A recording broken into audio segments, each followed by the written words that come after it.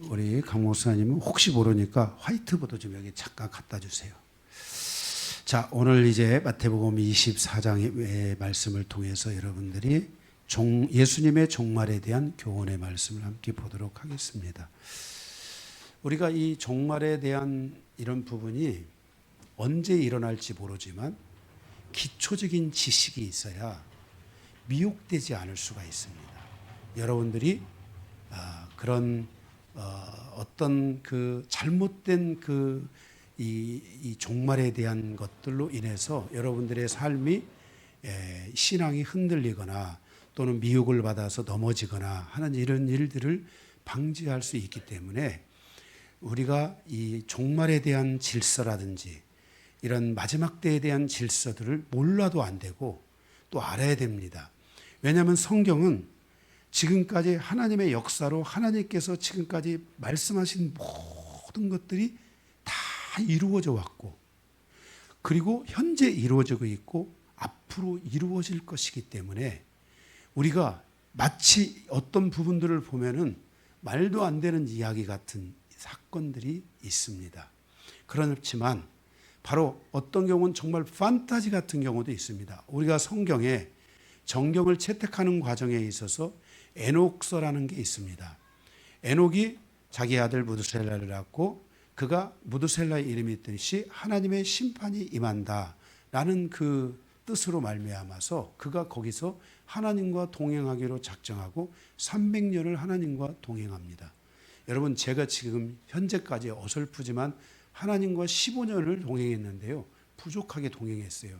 그런데 에녹이 하나님과 온전히, 정말 하나님과 온전히 300년을 동행했다면 어떻겠습니까?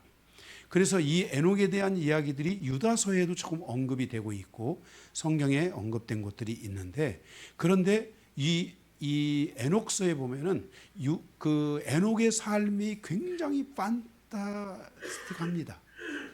정말 하늘에서 사는 것과 같은 그런 모습들을 우리에게 보여주고 수도 없이 많은 천사들의 세계가 쭉 드러나게 되고 이런 내용들이 바로 에녹서에 있습니다. 그런데 그런 에녹서의 그것들이 왜 정경에 책득되지 않냐면 너무 판타스틱하니까 그런 거예요. 너무나 그렇게 정말 환상적이고 너무나 그러한 것 때문에 정경이 채택이 되지 않은 겁니다. 그러나 하나님과 살아가고 하나님이 말씀하신 말씀 안에는 우리가 상상을 초월하는 일들이 있고 그 일들은 반드시 이루어지는데 바로 미래에 될 것 가운데 하나가 바로 이 예수 그리스도가 재림하시는 사건이 있다는 것을 여러분들이 기억하고 우리가 이것에 대한 기초적인 지식, 어차피 여러분이 예수님 안 오면 이 땅에 살다가 죽을 거예요.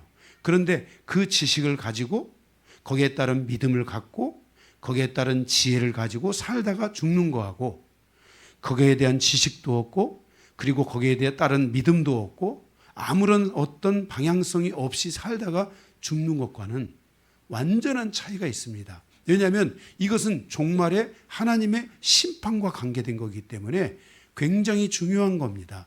그래서 여러분들이 오늘 이 종말에 대한 24장 종말에 대한 이 말씀을 여러분들이 들으실 때 어렵지 않습니다. 내용도 여러분들이 보면 굉장히 어려운 것 같은데 사실은 이 내용의 핵심을 보면은 하나 어려운 내용들이 없습니다. 그래서 여러분들이 오늘 이 말씀을 이런 부분들은 내가 좀 기억을 하고 있어야 되겠구나라는 것들은 여러분들이 좀 기억도 하고 그리고 나는 이러한 것들이 있기 때문에 앞으로 나의 믿음의 이런 여정에서 믿음을 준비해가는 삶을 살아야 되겠구나 하는 것도 알고 만약에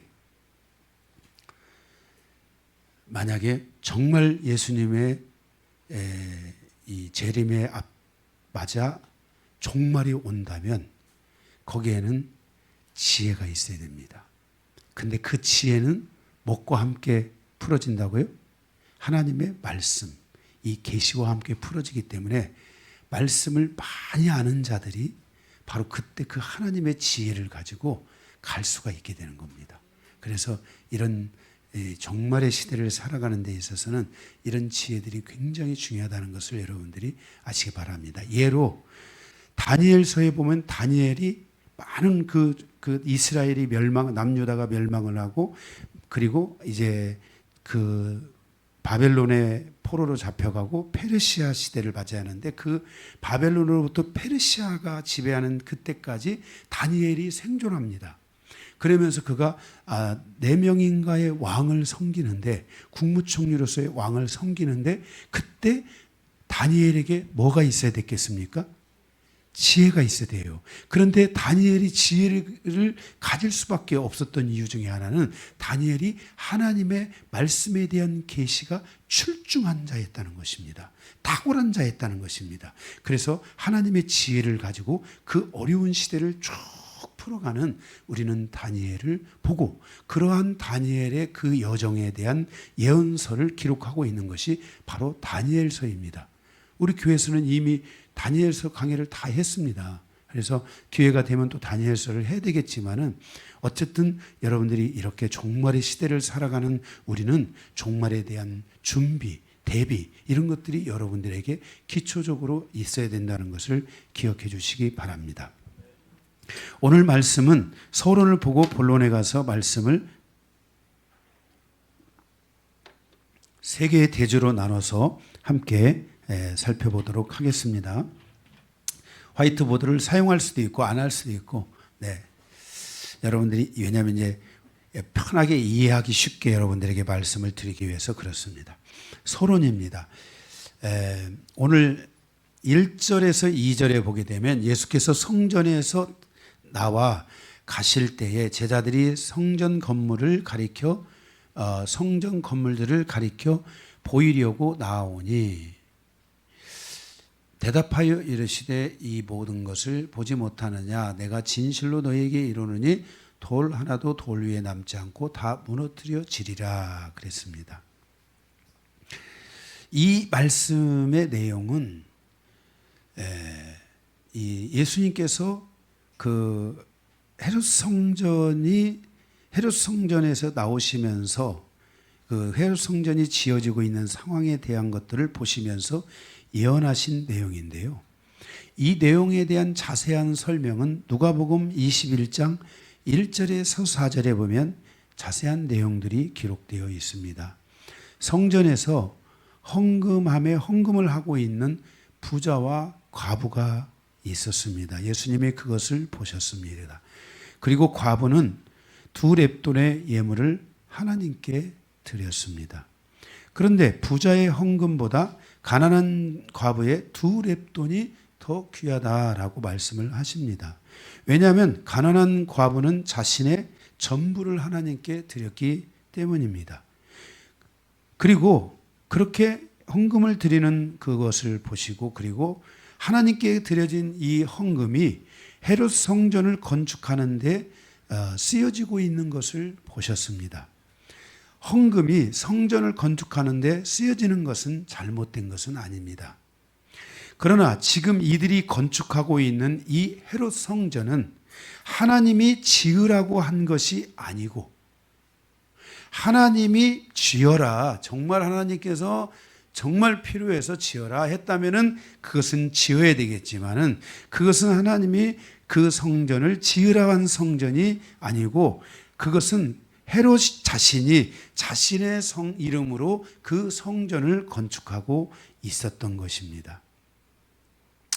그러니까 성경에 우리가 스룹바벨 성전이라고 학개서에 나오는 스룹바벨 성전이 있습니다. 이 스룹바벨 성전은 하나님이 지으시라고 한 것인데, 이 스룹바벨 성전은 굉장히 이스라엘의 그 역사에서, 또 성경의 역사에서, 하나님의 역사에서 분기점 역할을 하는 아주 중요한 요소가 있기 때문에 바로 그 성전을 지으라고 했던 것입니다.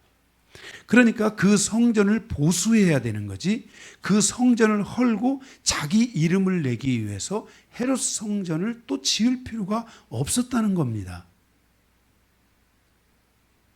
더군다나 지금 예수님이 오셨잖아요. 그렇죠? 성경은 우리에게 무엇을 말씀하고 있냐면은, 선지자들이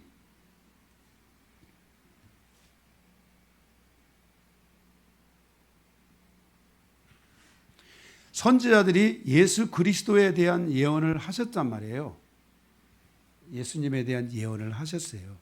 그래서 이 예언에 대한 이야기들의 절정체가 에레미야를 통해서 주신 70일, 그리고 그것을 다니엘이 그것을 해석하기를 70일이 다 됐지 않습니까? 70년이 다 됐지 않습니까? 하고 하나님께 이스라엘의 이제 회복이 언제입니까? 물으니까 가브리엘 천사가 다니엘에게 와서 그 70일은 1년을 한 이래로 해서 70일에다 해가지고 77에 49, 490년을 가리키잖아요.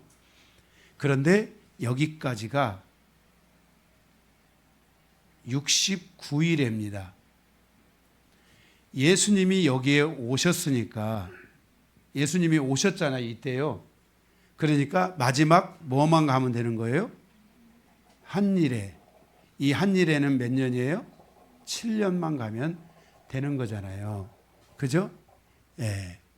7년만 가면 되는 거예요. 예수님이 오셨으니까.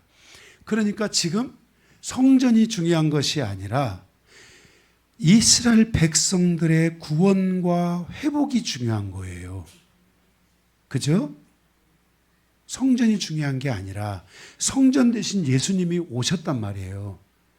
그러니까 이제 이스라엘의 구원과 회복이 중요한데, 이 헤롯 왕이 하나님이 말씀하신 여기 512년 전에 512년 전에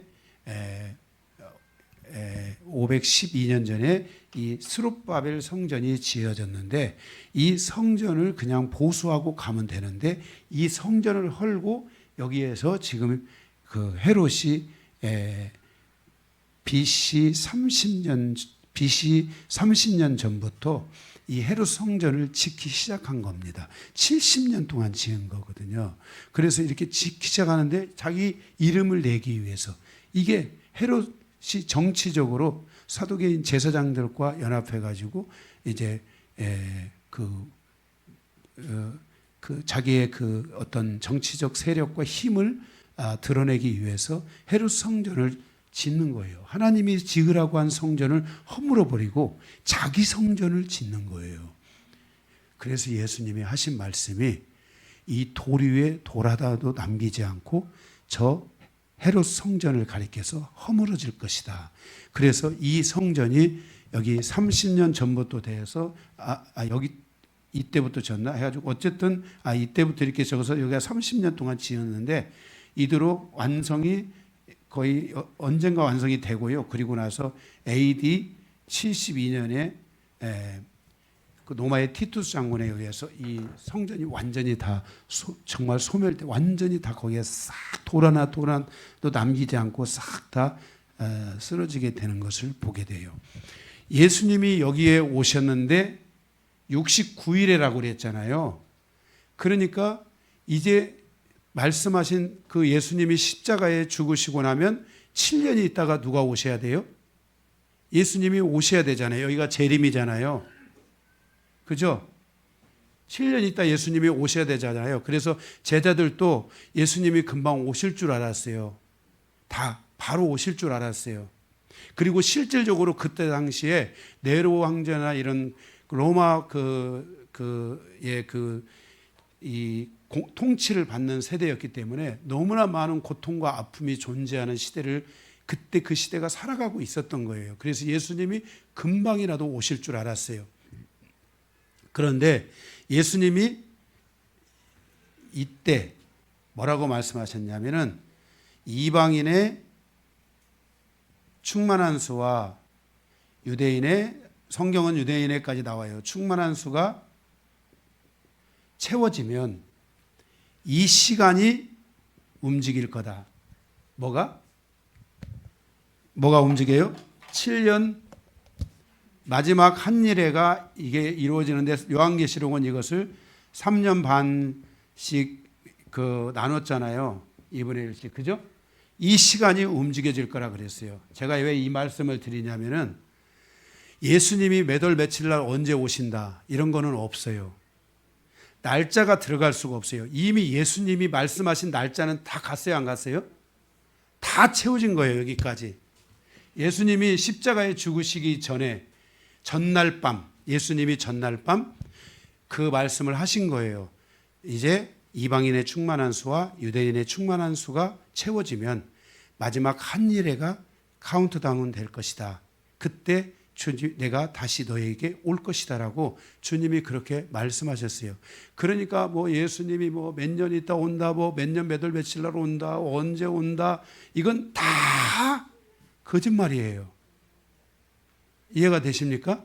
그래서 이미 시간 계산은 할 필요가 없어요. 이미 예수님이 말씀하신 69일에는 다 갔고 마지막 한 일에는 이방인의 충만한 수와 유대인의 충만한 수가 채워지는데, 그것은 제가 로마서 11장의 말씀을 통해서 말씀드렸죠. 창감람나무의 비유를 통해서 말씀을 드렸습니다. 원래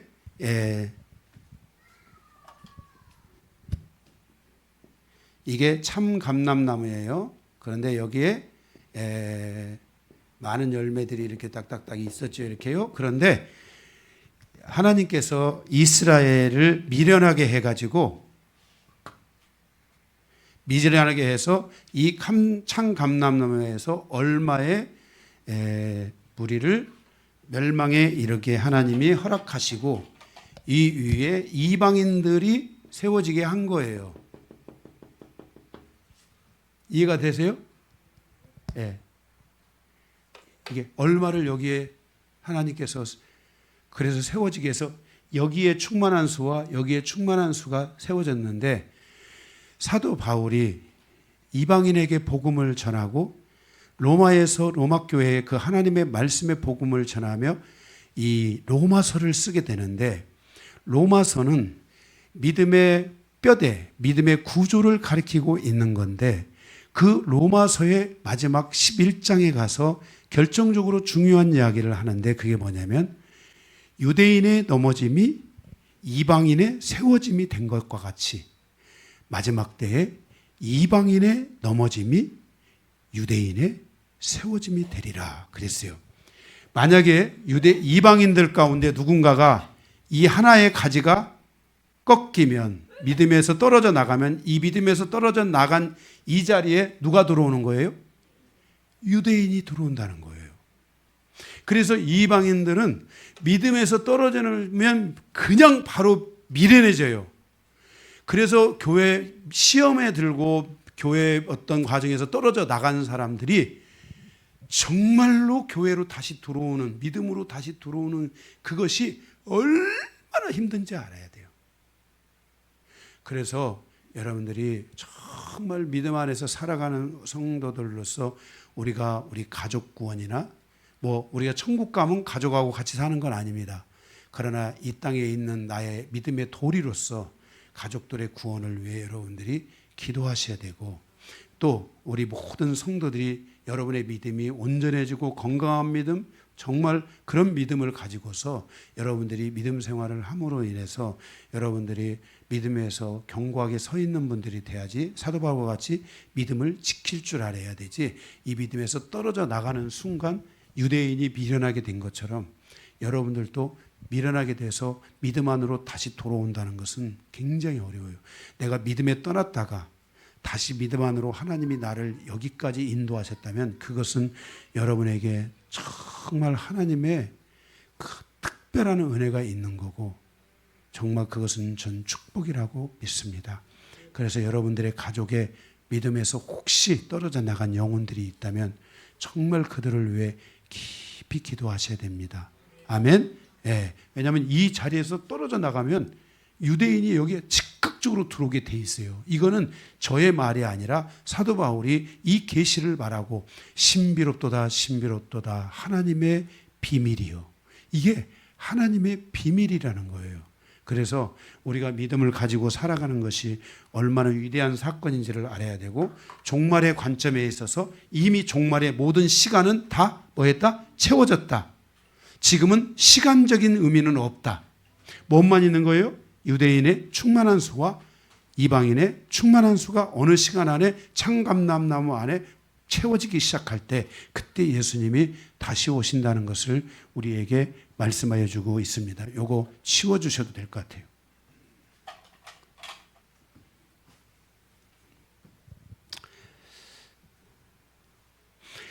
누가복음 21장 7절에 많은 사람들이 예루살렘의 멸망이 종말인 것으로 착각했습니다.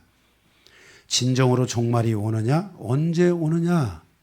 그때가 언제입니까? 라고 제자들이 예수님 앞에 묻게 됩니다. 그래서 헤롯 성전의 멸망은 이스라엘의 멸망에 대한 이야기이고, 진정한 종말이 언제 오는지 설명하여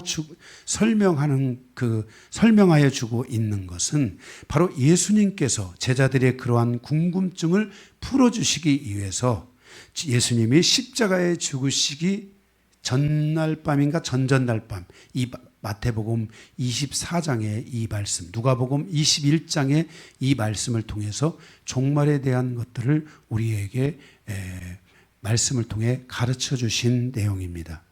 오늘 이 종말에 대한 교훈을 통해서 마지막 시대를 살아가는 성도들로서 시대를 분별하는 은혜가 있기를 바라며 예수 그리스도의 재림을 대비하는 은혜가 여러분들에게 임하시기를 주님의 이름으로 축복합니다. 자, 오늘 세 개의 대지인데요. 첫 번째, 종말의 시작과 과정을 통한 교훈입니다. 3절에서 14절입니다. 여기 번호가 세 개가 1번 대지가 제일 긴데요. 세 개 대지가 있는, 세 개 소대지가 있습니다. 가로 1번. 큰 1번이 뭐예요? 종말의 시작과 과정을 통한 교훈. 가로 1번. 3절에서 4절. 종말의 시작과 그 과정에서 조심해야 될 것. 미혹을 조심해야 된다. 미혹을 조심해야 될 것을 말씀하고 있습니다. 미혹이 된다는 것은 진리로부터 분리되고 예수 그리스도로부터 분리되는 것을 의미하며 구원을 얻지 못할 수 있기 때문에 이 미혹을 조심해야만 합니다. 미혹이라는 것은 걸리면 넘어지는 것을 말합니다. 너희가 사람의 미혹을 조심해라. 주님께서 말씀하여 주셨습니다. 거기 4절에 너희가 사람의 미혹을 조심하라. 흔히 미혹은 전문가의 영이라고 합니다. 프로페셔널, 전문가의 영. 그래서 이 미혹은 가면을 쓴 영이다. 이렇게 가면의 영이다 라고 말합니다. 내가 어떤 만약에 연약함이 있는데 가면을 딱 쓰면 내 모습이 싹 가려지잖아요. 이 마스크 시즌에 마스크 미인이 있습니다. 마스크를 쓰니까 눈이 예쁘고 사람들이 다 예뻐 보이는 겁니다. 그런데 반전, 마스크를 싹 벗으면 반전에 있다는 거죠. 그래서 이 마스크 코로나 시즌을 보내며 마스크 미인들이 등장했고요.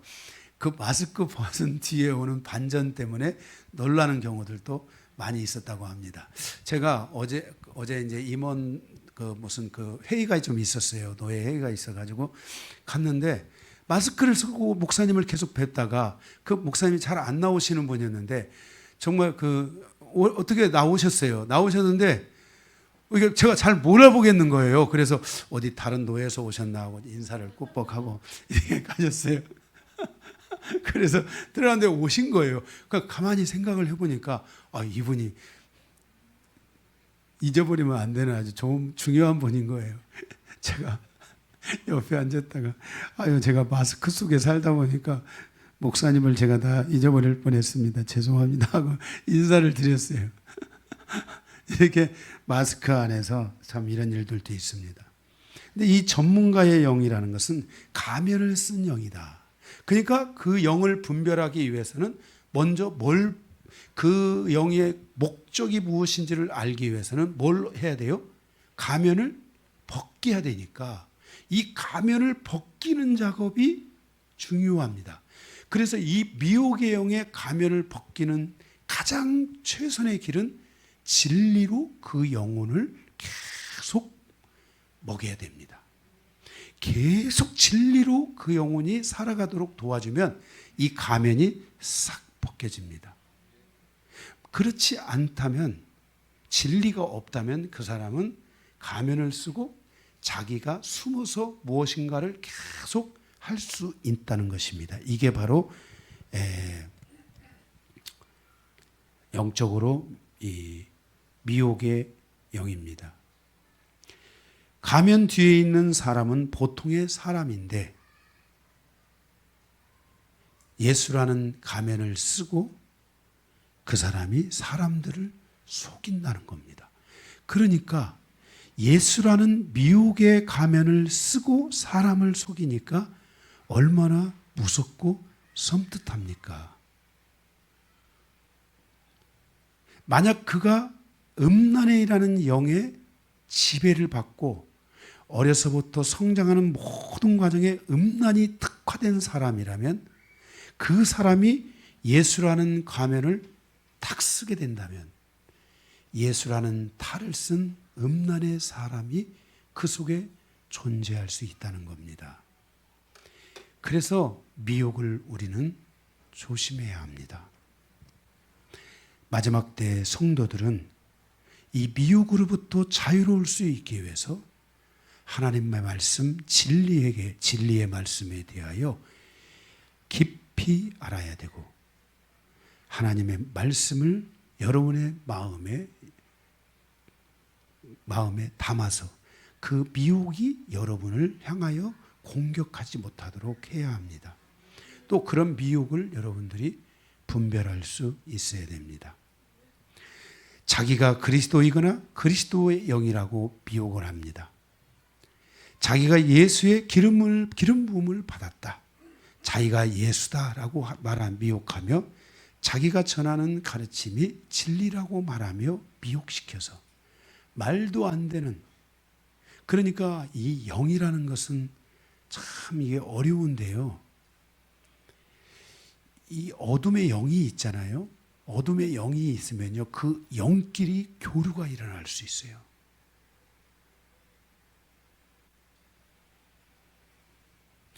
그래서 우리 모든 영광교회 성도들은 말씀에 깨어 있어야 됩니다. 진리에 깨어 있어야 됩니다.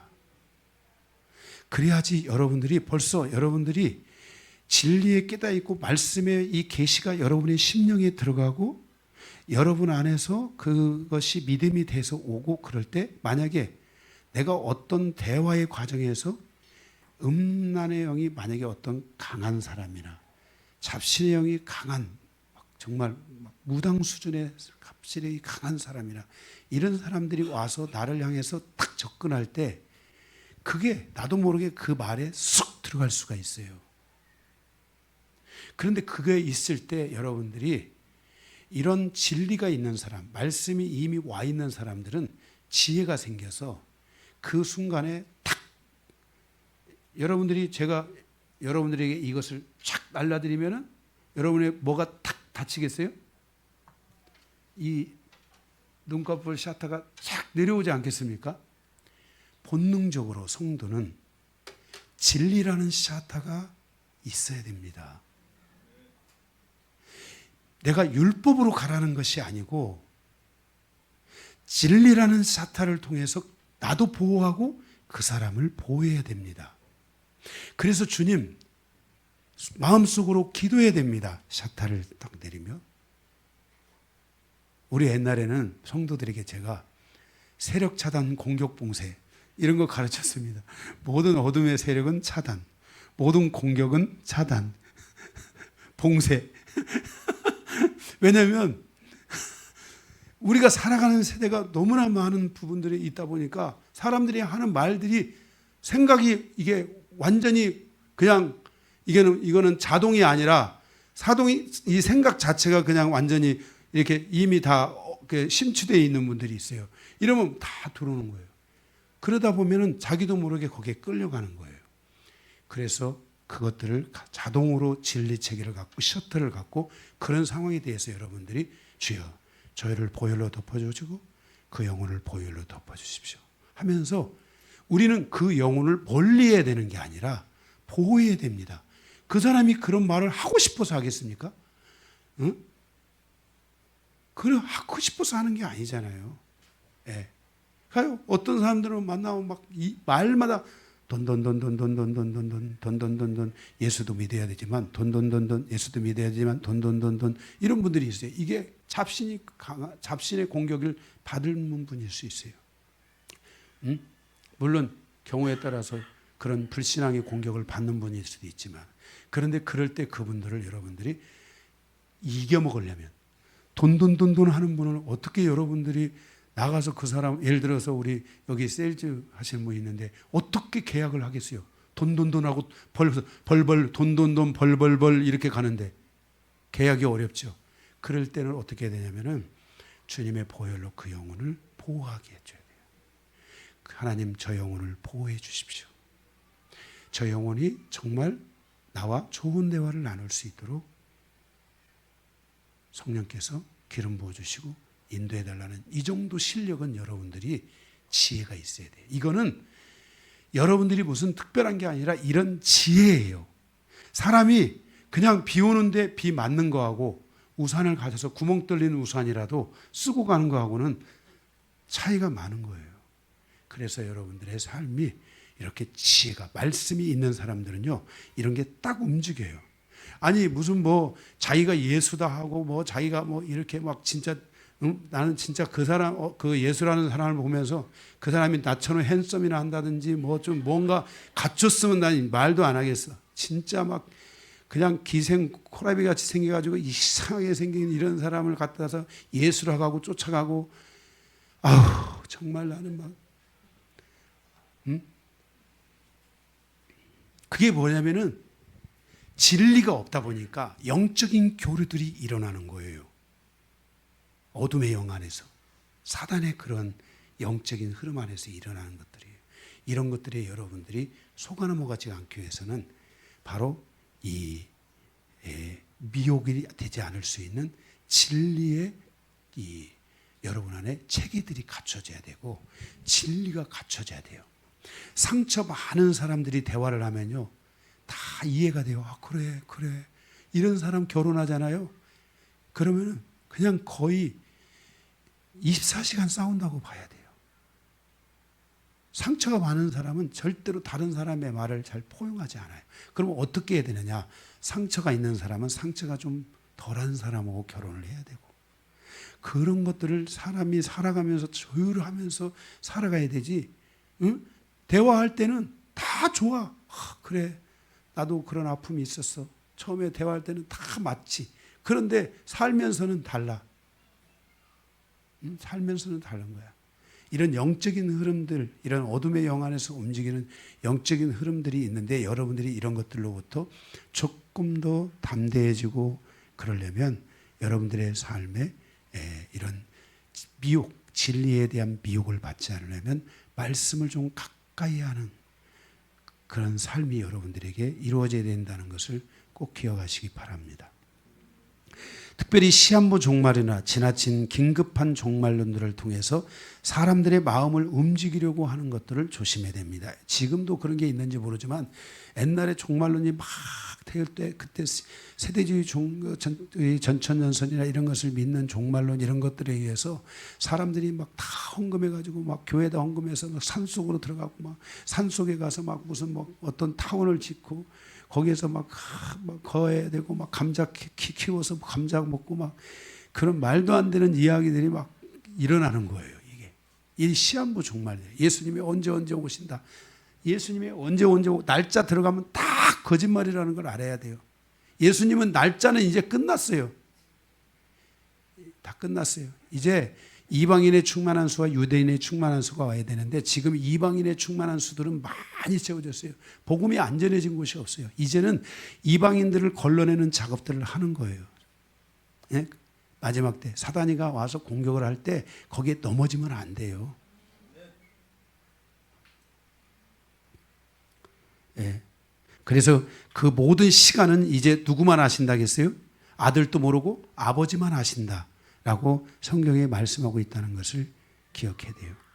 마지막 때가 가까울수록 미혹은 더 많아질 것입니다. 성도들이 이러한 미혹의 위험에서 벗어나려면 하나님의 말씀에 능한 자들이 되어야 된다는 것을 반드시 기억해야만 합니다. 성도가 말씀을 많이 아는 것이 문제가 아니라 말씀을 모르는 것이 문제입니다. 호세아서도인가 거기서도 말씀했죠. 내 백성이 지식이 없으므로 망하는도다. 하나님의 말씀을 너무 많이 알면 안 돼. 목사님들마저도 성도들에게 말씀을 많이 가르치면 안 돼. 이렇게 하면서 성도들을 완전히 그냥 믿습니다만 가르치는 성도도 있습니까? 믿습니까? 믿습니다. 믿습니까? 저 믿음도 없네. 이러면서 이렇게 하는데 믿음을 잘못 알고 있는 거예요. 믿음은 믿습니다가 아니에요. 하나님은 영원한 현재의 하나님이기 때문에 믿음은 매우 현실적이고 현재적이고 분명해야 된다는 것을 아셔야 돼요. 그래서 우리가 이 믿음에 대한 분명한 것들을 여러분들이 가지고 있어야 돼요. 그러니까 믿습니까? 믿습니다. 이거는 그 목사님 믿음이야. 믿음은 만들어 갔거나 목사의 믿음이 아니야. 목사의 믿음을 본받는 게 아니야. 믿음은 만들어 가는 게 아니라 하나님이 주시는 게 하나님의 믿음. 교회가 가져야 될 믿음은 일반적 믿음을 가져야 되는 것이 아니라 하나님의 믿음이 있어야 되는 거예요. 그래서 여러분들이 교회 와서 하나님 나에게 큰 믿음을 달라고 기도해야 돼요. 예. 그리고 말씀을 먹으면서 믿음이 자라가야 돼요. 그래야지 그 믿음이 하나님의 믿음이 되는 거예요. 예. 말씀을 먹지 않는 성도들은 믿음이 자라갈 수가 없어요. 하나님의 믿음이 자라갈 수가 없게 되는 것이에요. 마지막 때 진리를 가진 성도들은 살아남게 되고 자신의 믿음을 지키는 성도가 될 것입니다. 만약 주님이 정말 내일 오신다 그럴 때 말씀을 가진 자들에게는 은혜가 있지만 말씀이 없는 자들에게는 굉장히 많은 혼란과 고통이 올 수 있다는 것을 아셔야 됩니다. 두 번째, 미혹을 첫 번째 조심해야 돼요. 두 번째, 6절에서 8절 재난을 통한 징조들입니다. 6절에 보면 난리가 있다고 했습니다. 무질서와 혼란, 열광적인 충돌, 나라의 분열 등들이 일어나고요. 소요가 있는데요. 전쟁과 싸움의 소문을 들을 때 두려워하지 말라. 이것은 전쟁의 끝이 아니다. 그래서 지금 우리가 이번에 코로나와 같은 이런 정말 무질서와 이런 혼란, 질병, 바이러스, 지금 뭐 중국에서 또 바이러스가 또 어마어마하게 지금 몰려온다고 하죠. 제가 여러분들에게 말씀을 항상 드려왔고 지금도 드리지만 바이러스로부터는 자유로우면 안 돼요. 앞으로의 시대는 바이러스가 계속 올 거예요. 세균과 바이러스. 그래서 여러분들이 면역체계를 강화시킬 수 있어야 되고요. 그리고 여러분들이 이런 마지막 때에 이럴 때 하나님의 이런 말씀, 하나님의 음성, 성령의 음성 이런 것들이 여러분에게 이렇게 많이 좀 열려 있어야 돼요. 그래서 믿음이 강해져야 돼요. 그래야지 이 몸은요 하나님이 만든 몸이에요. 내게 믿음이 없으면요 이 몸이요 제가 이런 영성을 하면서요 제가 수천 명의 사람들을 치유하고 만나고 또 회복시키고 하는 일들을 위해서 살았어요. 그런데 진짜로 그 수천 명의 사람들 가운데요 믿음이 없는 사람들은요 정신적으로 약해지고요 영적으로 약해지고요 육체적으로 약해져요. 그런가 하면은 믿음이 있는 사람들은요 육체적으로 강해지고 정신적으로 영적으로 강해져요. 이 믿음이라는 것은 사람의 몸 안에 하나님의 믿음이 들어오면요 이 몸 자체가 새로 하나님이 원래 이 재생하는 모든 몸에는 재생의 기능이 있는데요 그 믿음이 우리의 몸을 재생시킨다는 걸 알아야 돼요. 저도 여기 무릎이 아프고 이렇게 한데요 이거 원래 6개월에 한 번씩 그 뭐 연골조사 그런 걸 맞아야 된다고 하더라고요. 그래서 제가 그런 걸 안 하고 우리 몸은 재생될 줄로 믿고 하고 있어요. 우리 또 저기 모종훈 권사님께서 옛날 무릎이 아파가지고 못 걸으셨는데 누구한테 배웠대요. 가지고 이 꽃발 짚고 다니는 거 이런 걸 하셨대요. 이렇게 지금도 하신대요. 그래서 저도 요즘요 꽃발 짚고 다녀요. 이렇게 아무도 없을 때는 이렇게 그런데 이렇게 꽃발 짚고 다니니까요, 종아리 근육 쪽이 이제 좋아지고요. 발목, 여러분들이 무릎이 아픈 거는 왜 아프기 시작했냐면 발목이 약해져서, 그리고 골반, 고관절이 약해져서 무릎이 약해지는 것이 이제는 최종적으로 드러나는 거예요. 그러니까 이렇게 꽃발을 짚고 다니잖아요. 그러면 일단 종아리 근육이 생기고요. 또 여기 발목 쪽이 좋아져요. 힘이 와요. 발목. 그리고 이 고관절 쪽이 좋아지더라고요. 제가 해보니까요. 저 서재에 있을 때 화장실 가고 그럴 때는요, 꽃발 짚고 가요. 이렇게. 우리 모정군 권사님 가르쳐 주셔가지고 건강해지셨잖아요. 우리 모정군 권사님이요. 저희 나이가 지금 거의 80이 다 돼 가시는데도 걷는 거 문제가 없으세요. 저거 보세요. 저 뒤에 계시는데 얼마나 잘 걸으시는지 몰라요. 연골주사 그런 거 안 받으시죠? 안 받으신대요. 네. 그래서 여러분들에게 제가 팁을 드리는 거예요. 집에서 꽃발로, 그리고 이렇게 혹시 집에서 TV 보시는 분들은 이렇게 저처럼 이거 꽃발로 서서 TV를 보시는 거예요. 앉아 있을 때도 앞발을 이렇게 쭉 뻗어가지고 또 오므리고 이러면서, 오늘부터 제가 별거 다 설교를 하는데 이게 뭐냐면은 제가 뭐 하다 그랬어요? 그 마지막 때는 이런 세균과 바이러스 이런 것들에 의해서 이런 면역 체계, 그리고 우리 몸이 믿음이 계속 오면은 이 몸의 믿음이 나의 몸을 이렇게 재생시켜요. 몸을 건강하게 하는 거예요. 눈이 번쩍 뜨여지게 하고요. 이렇게 다 그런 작용들을 하는 것이기 때문에 믿음이 중요해요. 아멘? 네. 그래서 여러분들이 종말의 시대는 그런 것을 두려워할 것이 아니다. 이런 것들이 일어나고 있다. 7절에도 보면은 민족과 민족 간의, 나라와 나라 간의 분열과 전쟁이 계속될 수 있다. 그래서 제가 여러분들에게 또 부탁한 게 뭐냐면, 대한민국에서 한국 전쟁, 6.25 전쟁과 같은 전쟁이 나면 안 돼요. 제가 그랬잖아요. 지금은 우리가 이 다니엘서의 말씀에 의하면 노마 시대를 살아가는데, 노마 시대는 10개의 발가락을 보여주는데 그 가운데 5개는 흙으로 되어 있고 5개는 철로 되어 있어요. 그러면 우리나라는 철일까요? 흙일까요? 흙이에요. 부서지는 거예요. 보세요. 철은 부러지면 용접이라도 하지, 흙은 부서지면요 잘 이게 안 돼요. 그러니까 이 흑인 나라들이, 전쟁이 난 나라들 있잖아요. 그냥 예수님 오시는 그날까지 계속 그 고통, 그 가난과 고통 속에 살아가는 거예요. 아프가니스탄, 시리아, 지금 현재 전쟁을 하면서 고통하고 있는 나라들은 정말 미련하고 그 전쟁이 일어나지 말았어야 되는 거예요. 대한민국이 6.25 전쟁을 통해서 여기까지 온 거는 기적의 역사인데, 만약에 여기다가 제2의 한국전쟁 같은 전쟁이 일어나잖아요. 그러면은 우리나라는 끝나는 거예요. 그거는 어려워요. 따라가기가 그렇게 어려울 수도 있어요. 예. 그래서 전쟁이 나면 안 돼요. 아멘? 예. 그냥 잘 살도록 기도해야 돼요. 니네는 니네 잘 살고, 우리는 우리 잘 살고. 응? 아멘? 예. 정말 하나님이 극적으로 통일을 시켜주면 뭐 하는 거지만은, 예, 이렇게 해서 전쟁이 나면 안 돼요. 전쟁이 나지 않도록 기도하셔야 됩니다. 왜냐하면 지금 마지막 때에 가면은 서로 싸우는 민족과 민족의 전쟁들이 많아요. 지금도 세계는 전쟁 속에 있는 나라들이 어마어마하게 많습니다. 예? 어마어마하게. 대륙적으로도 보면 아프리카, 전쟁 속에 있는 나라들이 굉장히 많아요. 그래서 우리는 전쟁을 하면 안 된다. 지금 이제 성지순례 갈 때 보면은 이스라엘에서 요르단으로 해서 그 에돔 에돔 땅, 페르시아 있잖아요. 저 페트라성 에돔 땅 그쪽으로 성지순례가 갔는데 지금은 그것도 차단된 걸로 알고 있어요. 이제 못 가요. 지금 분쟁이 시작된 거예요. 예, 이런 식으로 나라와 나라와의 분쟁과 분쟁 이런 것들이 계속될 수 있어요. 그때도 아직은 아니라는 거예요.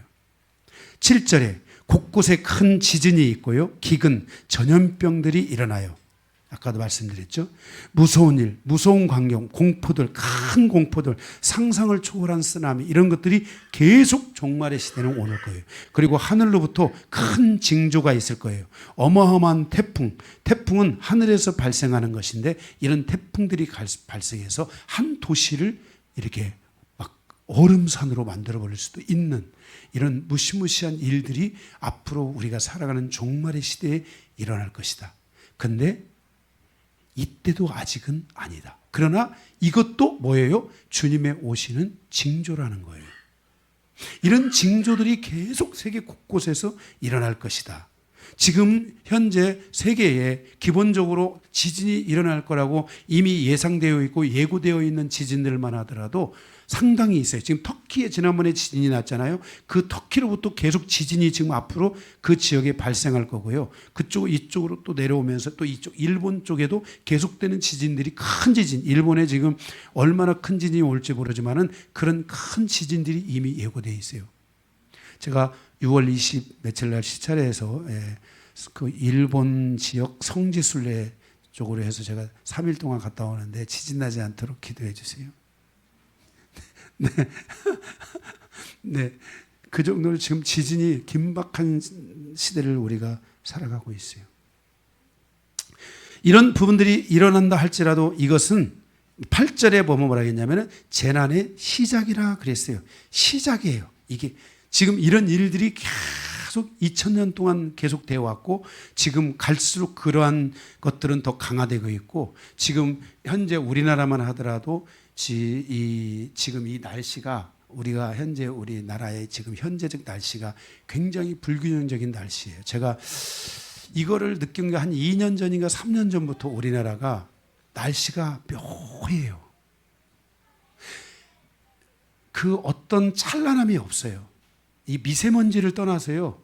뭔가 그 날씨의 그 현상이 그래서 냉해가 심해지기 시작하고요. 지금 곡식들이 그러고요. 저희 작은아버지가 그 대추 농장을 하거든요. 왕대추라고 농장을 하는데 작년에 소득이 하나도 없어 버렸어요. 냉해 때문에 싹 다. 네. 그 정도로 지금 굉장히 우리가 살아가는 이 시즌 자체가 굉장히 불균형적인 시대를 살아가고 있고 어려운 시대를 살아가고 있어요. 그런데 그 대추가 없는데 저한테 이렇게 2박스를 보냈더라고요. 그래서 이거 먹는데 어떻게 먹어야 되나. 농사도 망쳤는데 그걸 보내주셨더라고. 그래서 우리가 살아가는 이 삶 자체가 그 정도로 지금 어렵고 우리나라도 지금 현재 바나나나 파인애플, 커피 이런 것들은 제주도 이제 제주도의 그 귤은 거기서 먹는 귤들은 이미 다 품종이 바뀌고 있어요. 귤은 우리 김찬희 권사님이 사시는 어머니 그쪽으로 올라가고 있어요. 점점 이쪽으로 이 무시 그 제주도 말하면 무시라고 그러죠. 땅 있는 쪽으로 이쪽으로 해안가 위쪽으로 이 귤들이 올라오고 있고 지금 배농사, 사과농사 짓는 사과들이 퍼석거리기 시작할 수 있어요. 그래서 그 사과농자들이 전부 강원도로 가고 있어요. 지금 이런 기후에 대한 이탈, 변형, 현상 이런 것들이 세계 곳곳에서 일어나고 있어요. 우리나라만의 문제가 아니에요. 그래서 이런 일들이 일어나지만 이것은 재난의 시작이다. 아직 완벽한 재난은 오지 않았다라고 말씀하고 있어요. 세 번째, 9절에서 14절 믿는 자들을 믿는 자들 안에서 순교와 또 믿는 자들 안에서 배교의 역사가 있다는 거예요. 순교도 일어나고 또 교회를 떠나는 배교의 역사도 일어날 수 있다는 것을 말씀하고 있어요. 9절에 사람들이 믿는 자들을 사단에게 내줌으로 순교의 역사가 일어날 것이라고 말씀하고 있어요. 그리고 예수의 이름 때문에 많은 나라들 가운데 믿는 자들이 미움을 받게 되는 일들이 앞으로 더 많아질 것이라고 말씀하고 있어요. 실제 제가 이렇게 그 말레이시아 같은데 제가 이제 그런데 한 10번 갔다 왔는데요. 말레이시아 같은데 이렇게 가면은요, 벌써 이게 우리가 무슨 뭐 교회 집회를 하기 위해서 왔다 이러면은 이게 잘못하면 이게 단속에 들어가요. 그래서 그냥 투어 관광으로 왔다 이렇게 들어가야 돼요. 그래서 이런 것들에 대한 제재들이 벌써 이렇게 다 시작되고요. 그쪽 말레이시아 쪽이나 이런 쪽에 가면은 예수 믿는 사람들은요, 교육의 혜택, 의료의 혜택 이런 혜택을 하나도 못 받습니다. 그래서 전부 홈스쿨링을 하고 있고요. 의료 혜택을 못 받으니까 거기에 이런 차라든지 이런 대체적인 그 식품을 통해서 그런 것들을 이렇게 치료하고 이렇게 정말 예수 믿는 것 때문에 정말 어렵고 힘들고 고통하며 살아가는 사람들이 여러분들 많습니다. 대한민국 여기는 정말 황금 시절을 살아가고 있어요. 여러분 신앙이 이렇게 자유롭고 이렇게 할 수 있는 나라가 세계에 별로 없습니다. 별로 없습니다. 예, 예, 정말 그렇기 때문에 여러분들이 이 자유로운 곳에서 기도할 수 있게 열심히 나와서 기도하고 예배 빠지지 말고 열심히 예배하고 하나님 말씀 가까이 하고 또 여러분이 그거 안에서 믿음을 가지고 경쟁력을 갖춰서 세상에 나가서 또 믿음 크리스찬들답게 정말 담대하게 또 좋은 일꾼 생활을 또 일터를 생활을 하고 이런 삶을 여러분들이 감사함으로 해야 될 줄로 믿습니다. 아멘. 네. 그래서 또 10절에 많은 믿는 자들이 실족하게 되어 사단에게 실족할 수 있도록 사단에게 넘겨지게 되고 그래서 서로를 미워함으로 배교하는 역사들이 곳곳에서 일어나게 될 것이라고 말씀하고 있습니다. 성도는 어떠한 과정에서든지 시험에 들면은 절대로 안 됩니다. 그래서 저희 교회가 제가 여기 영광교회를 다시 시작을 할 때 그냥 일률 보편적인 목회를 하면 안 되겠다. 정말 다 떠나도 남아있는 자들이 있다면 그들에게 말씀을 가르치고 정말 온전하고 성숙하고 믿음의 견고한 신앙들을 가질 수 있도록 가르쳐야 되겠다라고 생각을 하고 말씀을 막 그렇게 가르치기 시작한 거예요. 정말 우리 교회가 그때 왔던 사람들 다 어떻게든지 해서 다 했다면 아마 사람은 더 많아졌을지도 몰라요. 그런데 그게 중요한 것이 아니고 한 사람 한 사람의 영혼들을 믿음의 사람들로 세워가는 것이 이 마지막 때에 교회가 해야 될 일이다. 그래서 그들이 배교하지 않고 하나님을 떠나지 않고 오히려 우리 영광교회에 나오면 더 신앙이 더 세워지고 더 죽었던 사람도 다 살아나고 이런 역사가 있도록 해야 된다 하는 이런 마음을 가지고 제가 그것을 하게 되었고 제가 이제 그런 부분들에 대해서 또 도전을 받았던 분 중에 하나가 영국의 그랜드 오스본이라는 목사님을 제가 뵌 적이 있는데 영국 교회가 다 무너져 갔습니다. 허스턴 테일러가 있었던 저도 허스턴 테일러의 책을 적이 젊을 때 읽었었거든요. 그 허스턴 테일러가 있었던 그 교회에 사람들이 다 떠나고 노인들 몇 분이 계시는 거예요. 그런데 교회가 워낙 크다 보니까 이게 관리비가 많이 나와서 운영이 안 되는 거예요. 그래서 그것을 지금 매각을 해야 되냐 말아야 되냐는 위기 속에 있는데 이것을 영국의 교회가 어떻게 할지 모른다는 그 얘기까지 들었어요. 제가 그 뒤로는 모르겠어요. 실제 영국의 많은 교회들이 무슬림들에 넘어가서 교회 십자가 위에 초승달이 다 그려지는 거예요. 이런 많은 일들이 영국 안에서 이루어졌는데 그때 영국에서 살아남는 교회들이 있었는데 하나님 말씀을 가르치고 하나님 말씀에 무장을 한 교회들이 살아나기 시작했다는 거예요. 그래서 우리 영광교회도 이 길로 가야 되겠다. 이 땅에 많은 교회들이 있지만 그 교회들이 무너져 갈 때 정말 요한계시록에서 말씀하고 있는 빌라델피아 교회만이 주님의 칭찬을 듣고 살아남는 교회가 된 것처럼 성도들이 이 땅에서 하나님께 영광을 돌릴 뿐만 아니라 믿음을 통해서 하나님 나라에서도 충성된 자들이라고 칭찬 들을 수 있는 성도들로 세워가기 위해서는 성도들을 믿음의 강력한 성도들로 세워가야 되겠다라는 마음을 가지고 말씀으로 성도들을 가르치기 시작한 거예요. 그래서 그렇게 가르치다 보니까 어느덧 성경 66권 중에 지금 한 5권은 강해를 했을 거예요. 55권 강해. 나머지 이제 남아있는 강해도 다 해야 되겠지만은, 예. 그래서 말씀에 저도 목숨을 걸고, 찬양에도 그거 있죠? 말씀에 목숨을 걸다 하는 찬양. 없어요? 말씀 앞에서 경외함으로 있잖아요. 네, 있어요.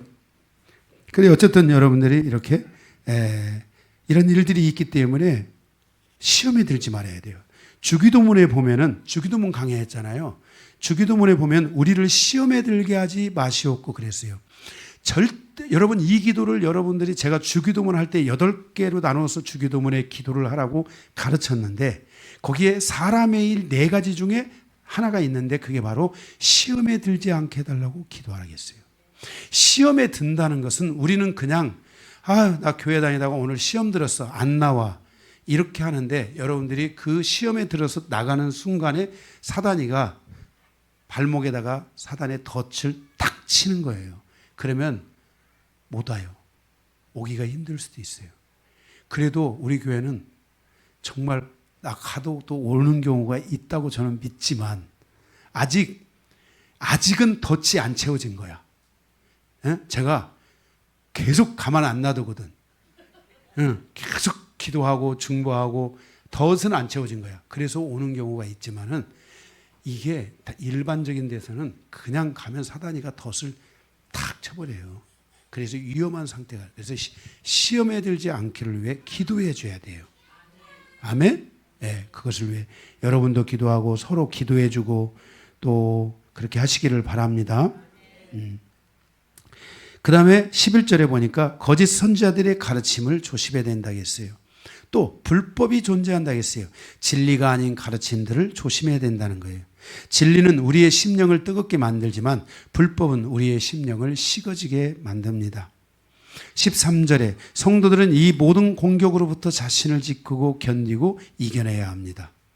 14절 이방인과 유대인의 충만한 수에서 복음이 전해질 때가 마지막 종말이 된다는 것을 기억해야 됩니다. 이러한 징조는 곧 우리로 준비하게 하고 깨어있게 하는 질서들인 것입니다. 이러한 징조들이 있을 때마다 우리의 믿음을 다시 점검하고 믿음을 온전히 회복하여 믿음에서 온전히 서서 나아가는 성도들이 되어야 됩니다.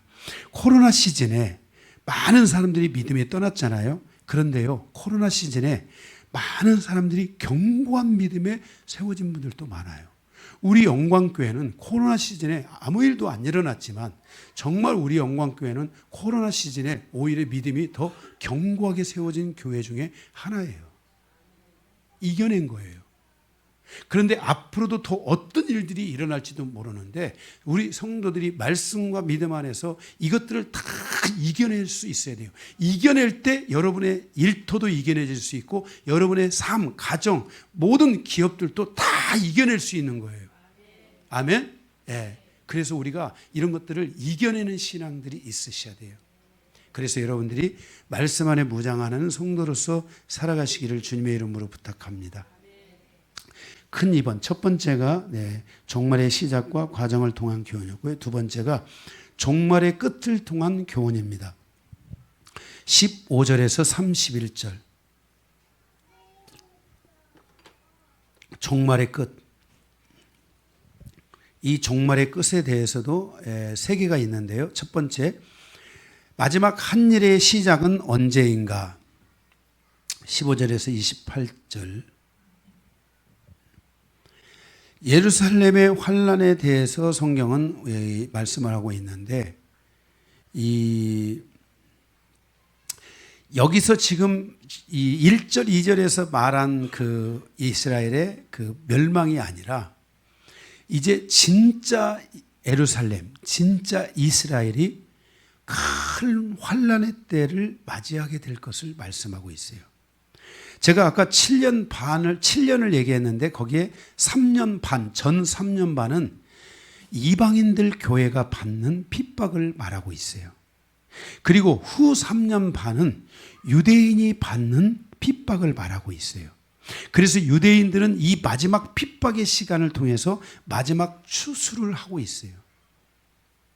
그래서 오늘 우리가 보고 있는 지금 이 말씀은 후 3년 반 쪽에 해당이 더 될 거다. 전 3년 반보다는 후 3년 반, 다시 말해서 유대인의 관점에서 이 말씀들이 되어지고 있다라는 것을 우리는 좀 더 눈여겨보면 좋을 것 같습니다. 그래서 우리가 이 마지막 한 일의 시작이 언제인가, 그것을 여러분들이 봐야 되고, 그것은 언제 이루어진다고요? 유대인의 충만. 드디어 얘네들 또 올라오는구나. 여기 다 강단이 이상하게 강단이 좋은가 봐요. 애들이 다 여기로 올라오더라고. 예. 전에 유호가 막 올라오다가 일찍 졸업했어요. 요즘 안 올라와요. 네. 올라오길래 제가 데리고 기도를 시켰더니 그대로 졸업하더라고요. 그래서 여러분들이 이 마지막 한 일에는 언제인가? 아까 뭐라고 했어요? 유대인의 충만한 수와 이방인의 충만한 수가 채워질 때 유대인들이 막 돌아오잖아요.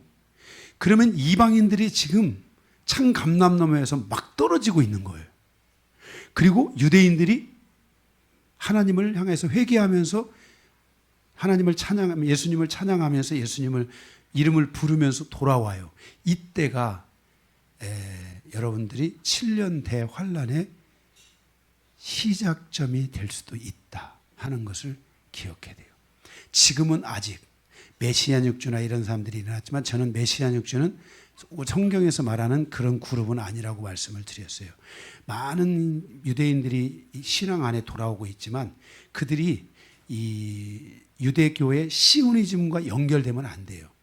정말 하나님과 연결이 되고 예수 그리스도와 성경과 성령과 연결이 딱 돼서 그 안에서 정말 믿음 안에 돌아오는 역사가 일어나기 시작할 때면 여러분 그때는 정말 주님이 오실 수, 이 재림이 가까울 수 있다는 것을 여러분들이 보시고요. 세계적으로나 특별히 예루살렘, 이스라엘 땅에서 교회들이 새로운 부흥의 역사가 일어나고 이스라엘 유대인들이 유대교가 아니라 이스라엘 사람들이 유대인들이 예수를 믿고 하나님 예수 그리스도의 이름을 찬양하며 예수의 이름 앞에 회개하고 눈물을 흘리고 돌아오는 일들이 예루살렘 안에서 막 일어나고 있다. 이방인들이 아니라 유대인들이 이러면은 정말 주님이 오시는 날이 가까우고 있다는 걸 여러분들이 아시면 될 것 같습니다. 종말의 끝입니다. 이때가 이제 오는 거예요. 두 번째 15절에서 28절의 말씀은 후 3년 만에 일어날 말씀이라고 할 수 있는데 이것은 그러나 우리에게도 적용될 수 있으니까 여러분들이 이것을 지식적으로 알고 있으면 될 것 같습니다. 15절에 보니까 스룹바벨 성전이 있었던 곳에 거기에 헤롯 성전이 세워졌는데 거기에 그것이 싹 되고 지금은 황금돈에 의한 모슬림들의 그 기도처가 되어 있습니다. 그곳에. 그런데 그곳에 멸망에 가증한 것들이 세워질 때 아주 혐오스러운 우상이 세워질 때 예수님이 오신다고 했어요. 그게 뭔지는 나도 아직 잘 모르겠어요. 지금 현재 황금돔이 세워져 있는 모슬림의 그 기도처가 세워져 있는 그곳에 뭔가 굉장히 혐오스러운 우상에 관련된 혐오스러운 것들이 그곳에 세워지기 시작한다면 그때 예수님이 확실히 오실 때다. 이제 그런 징조가 보여질 때 뭔가 그런 움직임이 보여질 때는 여러분들이 그때는 주님이 오실 때라는 것을 생각해야 됩니다. 만약 그때 그런 일이 있을 때 하나님께서 유대인들에게 말하기를 그때는 산으로 도망하라. 어떤 환란이 올지 모르니 도망하라 했어요. 예. 셋째로는 10절 18절에 집안에 있는 물건을 취하지 말고 가라. 전쟁이나 어떤 상황이 생기면 이 물건을 챙기지 말고 가라는 거예요. 그래서 어떤 환란이 일어날지 혹시 만약에 모른다면 여러분들이 미리 중요한 것들을 담는 곳에 둬야 돼요. 이게 지혜로운 거야. 어떤 상황이 일어나면 들어갔다가 만약에 지진이 났다. 전쟁이 났다. 그거 가질러 생각나잖아요. 들어간 순간에 죽을 수도 있는 거예요. 그죠? 그래서 그런 것들에 대한 지혜가 있어야 된다는 거예요. 들어가지 말라는 거예요. 예. 그리고 맷돌을 갈다가 한 사람은 사라지는 어떤 일들이 일어날 수 있다. 이런 것들이 주님께서 그 마지막 후 3년 반 주님의 재림이 임박했을 때 일어나는 현상들에 대한 것을 얘기하고 있어요. 만약 여러분들이 정말 내일부터 7년 대환란이 시작된다. 말 그대로 7년이에요. 성경은. 7년 대환란이 시작된다. 그럴 때 여러분들의 삶 속에 있어서 어떤 선택을 나는 해야 되는가? 응? 예, 그런 것들에 대한 것을 말씀하고 있어요. 여러분들이 항상 믿음의 준비, 믿음의 대비, 어떤 상황이 우리의 삶에 주님이 말씀하신 상황들이 언제 올지 모르기 때문에 여러분들이 지혜를 가지고 준비하고 살아가는 삶들이 여러분들에게 있어야 된다는 것을 말씀해 주고 있는 것입니다. 그리고 넷째로는 19절에서 20절에 어떤 것이 자기를 붙잡게 하는 것에 영향을 받지 않도록 기도하라 그랬어요. 19절 20절에 어떤 것에 대한 영향이 받지 않도록. 예. 그러니까 그게 뭐냐면 도망가는 일이 겨울에나 안식일에 되지 않도록 기도해라. 유대인의 관점에서 보면요. 유대인은 전쟁이 날 때도 뭘 지켰어요? 안식일을 지켜요. 왜 6일 전쟁이냐면 안식일을 지키고 전쟁을 해서 6일 전쟁인 거예요. 그런데 만약에 진짜 예수님이 종말이 오는 시간에 안식일에 걸리면은, 주님이 오는 그때에 지금 어떤 현상이 일어나잖아요. 그런 이럴 때 전쟁이라든지 아마겟돈 전쟁이나 어떤 게 일어날 수 있잖아요. 그때요. 그럴 때 만약에 안식일이라면 이 사람들은 못 가는 거예요. 그래서 이런 것들이 그때 일어나지 않도록 기도하라는 거예요. 내가 아이를 낳을 때 이런 일이 일어나지 않도록 기도하라는 거예요. 삶을 살아가는 모든 여정 속에서 우리가 이게 지혜가 많이 필요해요. 예, 주님은 그래서 이런 것들을 소세하게 가르쳐 주는 거예요. 너희에게 이런 부분들을 너희는 꼭 이렇게 하라 하고 마지막 때에 있을 일들에 대한 것을 주님이 말씀해 주시고 있습니다. 그 다음에 그러면서 지금 이거 두 번째 후 3년 반에 있을 것에 대해서 말씀하고 있어요. 첫 번째는 스룹바벨 성전이 세워졌던 곳, 지금 그것이 헐어졌고 그곳에 지금 헤모스로 우상이 세워지는 것. 두 번째는 어떤 그런 환란이나 어떤 전쟁이나 이런 때가 오게 되면 너희는 산으로 도망하라 그렇게 말씀했고요. 셋째로는 집안에 있는 물건을 취하러 가지 말라 했고, 그 다음에 너희에게 어떤 영향을 줄 수 있는 그런 것들이 너희에게 일어나지 않도록 기도하라겠고요. 그러면서 주님이 말씀하시기를 바로 그때 큰 환란이 있을 것이다 그랬어요. 21절에 이는 그때 큰 환란이 있을 것이다. 이게 뭔지는 모르지만 이런 큰 환란, 정말 마지막 때가 가까워 올수록 이 큰 환란들이 오게 되는 거예요. 정말 지진도 앞으로는요 더 어마어마한 지진들이 어떻게 올지 몰라요. 지난번 일본 지진인가 9점 몇인가 그 지진이 나고 나서 지구가 막 지축이 조금 흔들렸다고 그렇게 말할 정도잖아요. 요즘 여러분들이 그 SF 영화나 영화 나오는 거 이런 거 다 보면은 도시가 다 어떻게 있어요? 다 완전히 다 부서지고 막 그런 영화들이 나오잖아요.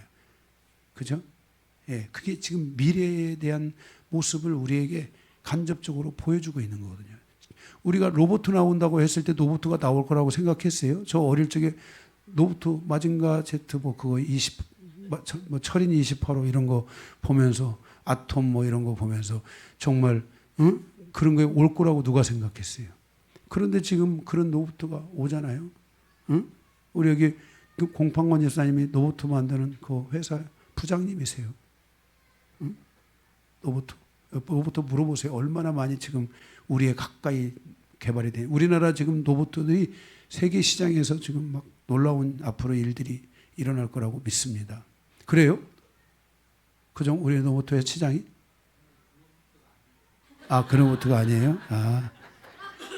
그 어쨌든 다 그래 비슷하죠. 뭐 그게 그거지. 그러면 그게 지금 앞으로 인공지능 로봇들도 굉장히 많이 올 거예요. 예, 그런 일들이 지금 오고 있고 우리가 살아가는 시대에 대한 모든 것들이 예고되어 있는 것들이 있잖아요. 그러니까 여러분들이 막 이 세상이 앞으로 뭐가 막 더 잘 되고 막 이런 게 그게 아니에요. 유토피아가 오고 그런 것은 없어요. 큰 환란들이 올 거라는 거예요. 지금 우리가 이번에 코로나는 전세적인 큰 환란이잖아요. 이런 것들이 앞으로 더 큰 환란들이 실질적으로 더 이런 재난들이 오게 될 거고요. 그래서 준비할 수 있어야 돼요. 이 미래의 사회가 우리가 가는 부분에 대한 이런 국가적인 정책이나 방향 이런 것들도 다 달라져야 돼요. 앞으로의 이런 시대에 앞으로 어떻게 대응하고 이걸 어떻게 살아가야 되고 이런 것들이 전체적으로 다 달라져야 된다고 생각합니다. 이런 부분들이 우리가 그리스도인으로서 살아갈 때는 믿음으로 이것들을 이겨낼 수 있어야 돼요. 믿음으로. 그리고 기도라는 네트워크를 통해서 이거를 같이 이것들을 이겨내는 사람들이 우리가 이겨야 돼요. 그러니까 우리 교회가 지금도 계속 이 기도의 네트워크를 가지고 막 어떤 문제든지 함께 기도하면서 막 그걸 가는 이유도 이런 것들이 강해져야 돼요. 점점 더 강해져야 되고요. 그리고 어떤 막 감동들도 막 오고 말씀에 막 말씀과 성령 안에서 막 하나님의 일하심들을 함께 나누고 공유할 수 있는 이런 전략적 막 이런 부분들도 막 있어야 되고, 응? 예, 아멘. 예, 우리 교회 저만 영적 전쟁을 하고 막 이런 게 아니라 정말 저를 도와서 함께 막 그런 이런 마지막 때를 살아가는 성도들을 보호하고 성도들의 일터를 보호하고 성도들의 삶의 현장을 보호할 수 있는 이런 중보 이런 기도들이 계속해서 강화되고 일어나야 될 줄로 믿습니다.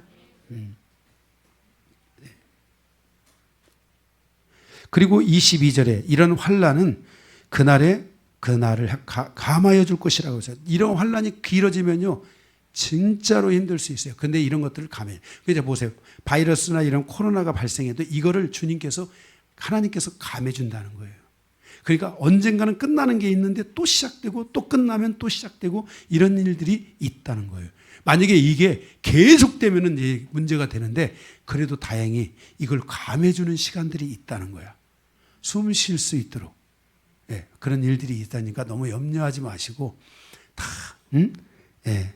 여기 우리 교회 성도들 가운데는 코로나 시즌에 코로나에 한 번도 안 걸린 분도 계세요. 대단한 분들이에요. 네, 감사해요. 그래서 우리가 24절 25절에 그리스도가 여기 있다 저기 있다 해도 믿지 말고 진리 가운데 무장되어 있어야 된다는 거예요. 택한 자들도 진리 안에 있지 않으면 미혹될 수 있다는 것을 성경이 말씀하고 있어요. 다섯 번째로 25절 28절 보라 내가 너희에게 미리 말하였노라 많은 죽음들이 곳곳에서 일어날 것이요 오직 자기가 있는 곳 그 많은 자기가 있는 살아가는 그 모든 삶의 현장에 곳곳에서 죽음들이 막 일어난다는 거예요. 지금 이번에 이런 상황에서도 지금 세계 곳곳에서 뭐 얼마나 많은 사람들이 막 죽어가고 그랬습니까? 우리나라도 아마 이 코로나로 인해서 죽어간 사람들이 엄청 많을 거예요. 제가 아는 목사님들도 어느 날 장례식이라는 거야. 근데 제가 생각할 때는 장례식일 수가 없는데 장례식이야. 이게 뭔가 지금 합리적인 의심은 뭐냐면 코로나에 감염됐다는 어느 상황에 의해서 소천하신 거예요. 이런 일들이 곳곳에서 우리가 예측하지 못하는 그 부분들이 일어나고 있는 거예요.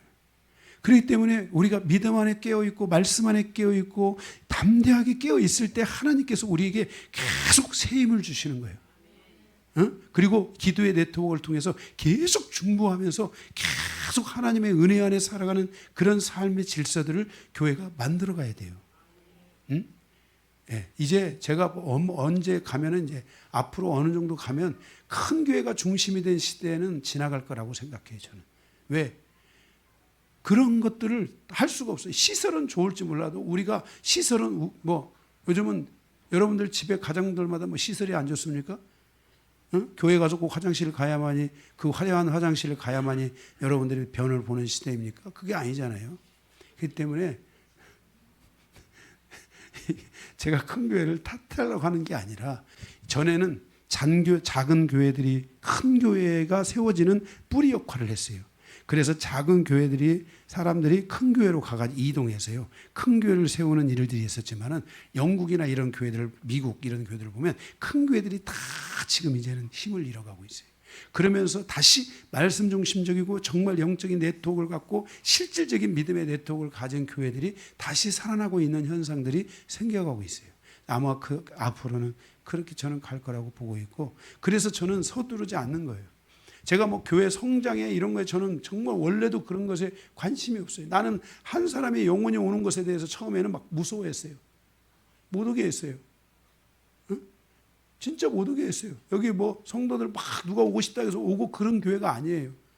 우리 최 집사님 가정이 처음에 막 춘천에서 이사 오신다고 그러길래 제가 빛나리 자매한테 야 아빠가 그냥 와서 될까 안 될까 이러고 그랬어요. 우리 여기 강상덕 집사님 네 분이 여기 오신다고 그럴 때 제가 우리 방 권사님한테 아빠가 이거 와서 견뎌내실 수 있어요. 근데 이렇게 잘 하실 줄 몰랐어요. 할렐루야. 너무 감사하고 잘 감사한데 못 오게 했어요. 제가 못 오게 했어요. 왜냐하면 교회가 막 사람들이나 막 채워가고 이게 아니고 정말 교회가 한 사람 한 사람들이 믿음이 채워져 가고 말씀이 채워져 가고 그런 영적인 그 강건한 은혜들이 교회 안에 채워지는 것들이 더 중요하다고 생각이 돼서 제가 그런 것들을 하지 않았어요. 세 번째로 중간 세 번, 2번에 3번. 29절 31절에는 1월 성신의 징조가 있을 것이라고 말씀하고 있어요. 29절에 해와 달 별들에 통해서 큰 징조가 날 것이다. 이게 이제 마지막 때에 일어나면 이걸 살펴봐야 돼요. 해가 관련된 광합성 또 자연 생태계에 관련된 것들이 무너지나 안 무너지나. 달은 바다는 달에 의해서 이 순환이 이루어지잖아요. 아세요? 그 정도는? 뭐 썰물, 민물, 조금 뭐 이런 게 다 달에 의해서 되어지잖아요. 그래서 달에 의한 균형이 문제가 생기기 시작할 때는 바다 생태계에 문제가 생기고 있다는 거예요. 그래서 이것을 보셔야 돼요. 그 다음에 성신, 별을 통해서 이제는 소리, 주파수의 변화가 큰 파장을 일고 일어날 때 그때 주파수라는 건 굉장히 중요해요. 여러분들이 지금 현재 옛날에는 한 10년 전에는 전화 벨 소리를 이렇게 들었어요. 여보세요. 이렇게 들어도 이 주파수가 여러분에게 전달이 된 거예요. 그런데 지금은 이 주파수의 세기가 굉장히 강화돼서 여보세요 이렇게 해야만이 들어가요. 그래서 전화기에 보면은 몇 메가 헤르츠 이렇게 해가지고 그것을 있어요. 그게 여기 우리 누가 그걸 아시나? 그게 있어가지고 그 소리를 내가 여보세요 이렇게 해도 그 안에서 소리를 키워준 거예요. 그 소리의 저항을 이겨내도록. 그래서 들리는 사람에게 그 저항의 소리를 이겨내고 여보세요 들리도록 그것을 해준 거예요. 만약에 옛날 것 전화기로 여보세요 하면 이게 찌지직 이런 소리가 나서 이게 잘 못 들을 수도 있는 거예요. 이런 역할들을 다 하는 것들이 전화기가 무슨 선이 지금 여기서 지금 미국까지 선이 연결되어 있는 거 아니잖아요. 다 뭘로 가는 거예요? 그 소리, 공명의 소리, 주파수 이런 것들에 의해서 이게 쭉 전파를 타고 가는 거잖아요. 다 이해가 되시죠? 예. 그래서 성신, 바로 이 하늘의 소리, 주파수, 이런 공명의 소리들이 문제가 생겨지면 주파수에 문제가 생겨지기 때문에 미래의 사회는 우리가 생각하는 것보다도 훨씬 이 주파수의 영향을 받기 때문에 무전기를 사용해야 될 수도 있어요. 이제 앞으로 10년, 20년 얼마가 시간이 가게 되면은 제가 볼 때는 이제 이런 공명의 소리가 커지기 때문에 이런 그냥 우리가 공중에 너무 많은 주파수들이 소리들이 막 이런 윙윙윙윙윙 여러분 그 우주에서 나는 소리들이 있죠. 윙 이런 소리들 못 들어보셨어요? 못 들어보셨군요. 네. 자, 가겠습니다. 그래서 30절에도 인자의 징조가 하늘로부터 보이고 그때 유대인들의 엄청난 회개의 눈물을 보게 될 거라 했어요. 그래서 유대인들이 진짜 예수 앞에 돌아오는 일들이 있게 될 것이라고 성경은 말씀하고 있어요. 그리고 예수님은 감람산에서 가셨기 때문에 어디로 다시 오십니까? 대한민국으로 오십니까? 설악산? 한라산? 감람산으로 오십니다. 아멘. 그 쓸데없이 예수님이 여기 여기 안양에 있는 그 무슨 기도원 있는 산 있잖아. 갈멜산 이런 데 오신다든지 대한민국에 어디 오신다든지 이거 다 가짜입니다. 예수님은 가신 모습 그대로 오신다기 때문에 예수님은 감람산에 오실 줄 믿습니다. 네. 그래서 여러분들이 이때 31절에 첫째 부활이 이루어질 것을 말씀하고 있습니다. 자, 시간이 좀 많이 갔지만 조금 더 하겠습니다. 세 번째 마지막 큰 3번. 종말의 끝에 유대인에게 주시는 교훈입니다. 이 32절에서 51절입니다. 마태복음 21장의 무화과나무의 비유에서 무화과나무가 마르게 되는 계시는 이스라엘을 비유하신 것이라고 말씀을 드렸습니다. 예수님의 십자가의 죽음과 부활을 통해서 이스라엘이 선민으로 살아가는 시대가 끝나고 이제 이방인의 시대, 즉 교회의 시대가 열릴 것을 계시하여 주는 말씀이라고 말씀을 드렸습니다. 오늘 마태복음 24장 32절에서 36절 무화과나무 비유가 또 나오는데, 이 무화과나무 비유는 유대인의 종말의 때를 알리는 비유입니다. 즉 유대인의 구원을 위한 계시의 말씀이라고 할 수 있겠습니다. 첫째, 32절에서 41절 마지막 시간이 유대인에게 다가온다. 후 3년 반은 유대인에게 주어지는 마지막 시간이라고 말씀하고 있습니다. 무화과나무의 절정의 시간, 그것은 바로 유대인에게 주어지는 마지막 시간입니다. 무화과나무의 절정의 시간, 무화과나무가 꽃을 쫙 펴서 열매를 먹죠. 무화과나무는 꽃이 있어요, 없어요? 꽃이 어디가 있어요? 열매 속에 있다겠죠. 그렇죠? 열매 속에 꽃이 있다겠잖아요. 그래서 이 무화과나무가 쫙 피는 그 절정의 시간을 여기 얘기하잖아요. 그죠? 열매가 이제는 여름이 가고 열매가 쫙. 저희 집에 그 무화과나무가 있었는데요.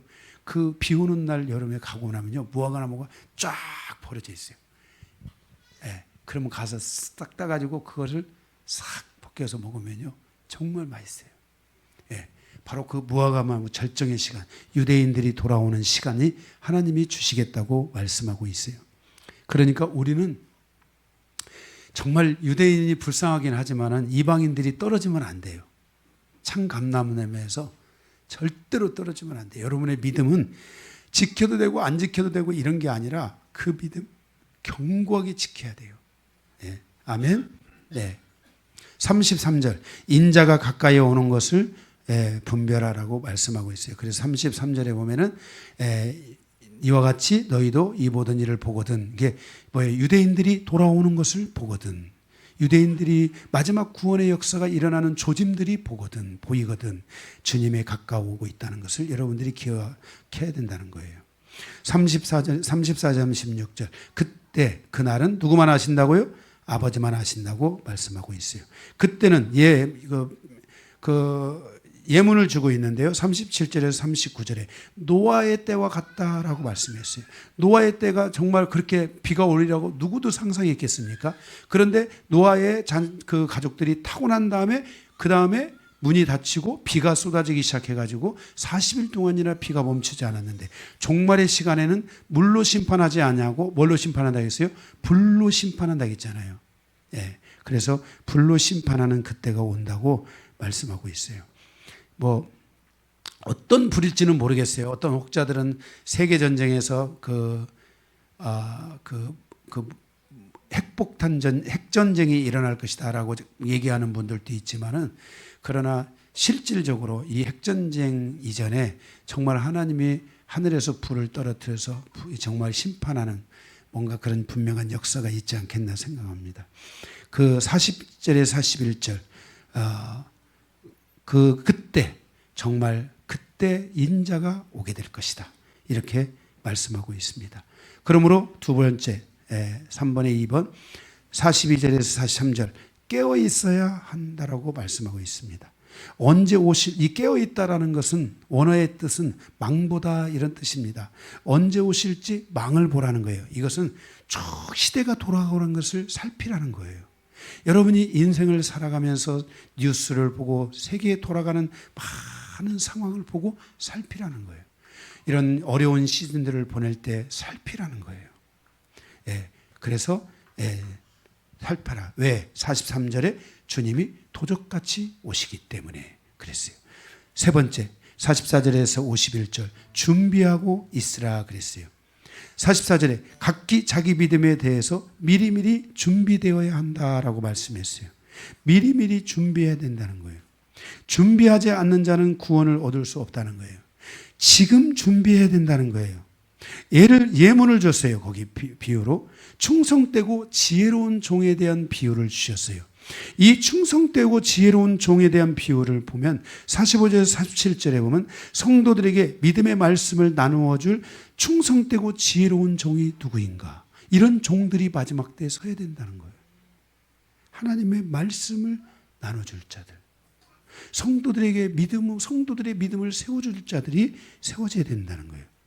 46절, 그러한 종에게는 복이 있다라고 말씀했어요. 47절, 그 종에게 더 많은 영혼을 맡기고 영혼들이 주님 앞에 그들이 와서 그들이 회복되게 될 것이다 말씀했어요. 48절에서 51절, 악한 종은 성도들에게 믿음을 나누어 줄 준비가 되어 있지 않은 종이에요. 그러니까 성도들이 교회 안에서 성도들에게 믿음을 공급하고 말씀을 공급해서 성도들이 말씀과 진리 안에 설 수 있도록, 하나님 안에 설 수 있도록 도와줘야 되는데, 막 요즘 정말 어떤 분들은 막 사업하는 이런 조그마한 구멍가게라도 하는 분들은 큰 교회로 가요. 왜? 거기 가면 장사 좀 식당이라도 하냐 이러면 사람들이 오고 이런 거 때문에 그런지 모르겠어요. 그런데 교회가 그런 사업적인 과정, 그런 사업적인 목적 이런 것들로 인해서 교회가 운영되어 가고 그렇게 가면 안 돼요. 교회는 모든 정말 질서 안에서 성도들에게 말씀과 믿음을 세워주고 그들이 진리 안에 살아갈 수 있도록 도와주는 그 삶을 살아야지만이 그들의 삶을 살아가는 모든 여정이 행복한 거예요. 정말 여정이 행복한 거예요. 그리고 그런 삶을 살아갈 때 그 성도들을 바라보는 주의 종은 너무나 감사한 거예요. 정말 주님을 바라보며 두벅두벅 한 발 한 발 가면서 그것을 그 가정을 위해 기도하고 주님을 바라보며 가는 이런 성도들의 여정이 너무나 감사하고 소중한 거예요. 이게. 그래서 교회는 성도들이 이러한 삶을 살아갈 수 있도록 끊임없이 도와주고 인도해 줘야 된다고 믿습니다. 아멘. 네. 그래서 48절에서 51절, 악한 종은 성도들에게 그것들을 나눠주지 않으므로 51절, 그들은 외식하는 자가 받는 벌을 받게 될 것이라고 말씀하고 있습니다. 참종은 성도들에게 미리미리 믿음의 말씀을 공급하고 그들이 온전한 마음으로 믿음의 여정을 살아갈 수 있도록 이끌어주는 것이 참종이 해야 될 중요한 일 중에 하나라고 봅니다. 오늘 이 마지막 때를 살아가는 이 시대에 정말 이 땅에 저를 포함하여 많은 참종들이 일어나기를 간절히 바라고 그들이 성도들을 믿음 안에 말씀 안에 잘 세워가서 미혹되지 않기를 바라며 마지막 때를 잘 준비하기를 바라며 정말 믿음을 통해서 서로가 서로를 위해 기도하고 서로가 서로를 세워가는 이 여정을 열어가는 모든 성도들이 다 되기를 주님의 이름으로 축복합니다. 말씀을 마치겠습니다.